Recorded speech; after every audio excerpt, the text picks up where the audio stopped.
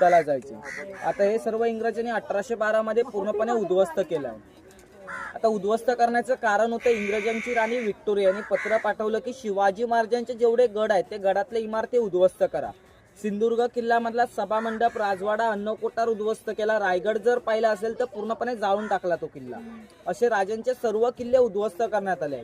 याच्या पाठचं कारण होतं पिढ्यानपिढ्या आपल्या लोकांना समजू नये की छत्रपती शिवाजी महाराज कोण आहेत, यांनी जो पराक्रम इतिहास गाजवला आहे समजू नये म्हणून हे पूर्णपणे उद्ध्वस्त करण्यात आलाय.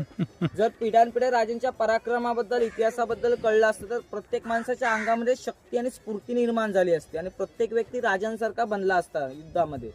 जर प्रत्येक व्यक्ती राजांसारखा बनला तर आपल्याला भारतामध्ये राज्य करणं शक्य होणार नाही. म्हणून हे पूर्णपणे उद्ध्वस्त केलं आहे. म्हणून इंग्रजांनी 150 वर्ष राज्य केलं. ह्या कारणामुळे गौतामध्ये उद्ध्वस्त झालेल्या इमारती आहेत. आपलं सरकार लक्ष देत नाही.